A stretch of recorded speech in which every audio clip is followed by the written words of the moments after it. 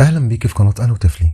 ابنك قالك انه غسل ايده برغم انك شفتيه ما غسلهاش، او انه ضيع او كسر حاجه وقالك مش انا. الكذب عند الاطفال من اكتر الحاجات اللي بتخلي الاهل يحسوا بالحيره، هل ده طبيعي ولا علامه خطر؟ في الفيديو ده هنتكلم عن كل جوانب الكذب عند الاطفال، انواعه واسبابه، وازاي تتعاملي معاه باسلوب تربوي بدون صريخ ولا ضرب. في الاول مهم نعرف ان الكذب مش دايما تصرف سيء من الطفل، احيانا بيكون وسيله للتعبير او حمايه للنفس او حتى تقليد الكبار. الفكره مش اننا نمنع الكذب بالعقاب، لكن نفهم ليه الطفل لجأ ليه ونصلح ده من الاساس.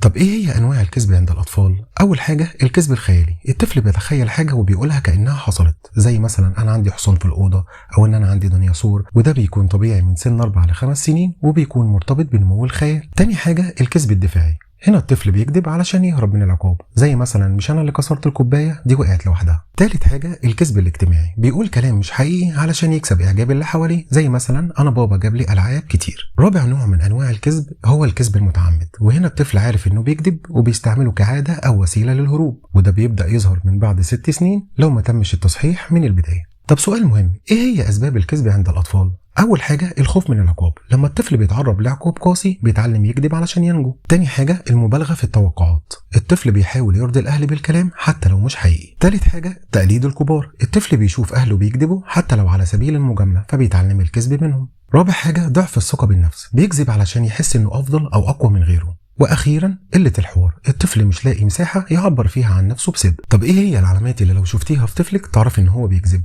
اول حاجه بيتهرب من التواصل البصري وقت الكلام. هتلاقيه كمان بيغير القصه كل مره بيحكيها، وهتلاقي كمان علامات قلق او توتر وقت الكلام، وكمان بيكرر الكذب في مواقف شبه بعض. طب سؤال مهم، ازاي اتعامل مع الطفل اللي بيكذب؟ اول حاجه ما تندفعيش للعقاب فورا. لما تكتشفي الكذب ما تزعقيش واسالي بهدوء ليه قلت كده. تاني حاجه وجهي طفلك انه دايما يقول الحقيقه، قولي له انا هساعدك تقول الحقيقه حتى لو حصلت غلطه. تالت حاجه امدحي الصراحه. لما يقول لك الحقيقه حتى لو غلط امدحي شجاعته وقولي له انا فخوره بيك انك قلت الحقيقه. رابع حاجه احكي لي قصص عن الصدق. استخدمي دايما قصص فيها ابطال بيختاروا قول الحقيقه وبيكسبوا في الاخر. خامس حاجه كوني قدوه ليه، ما تكذبيش قدامه حتى لو كذبه بيضه. بعد كده افتحي مساحه حوار يوميه، كل يوم اسأليه عن يومه واديله مساحة يحكي من غير خوف. بعد كده علميه الفرق بين الخيال والكذب.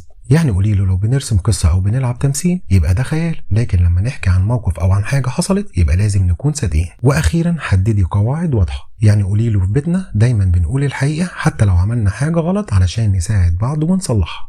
طب إيه هي الأخطاء الشائعة اللي دايما الأهل بيقعوا فيها؟ أول حاجة توجيه الاتهام فورا، يعني أنت كذاب. تاني حاجة التهديد بالعقاب بدون توضيح.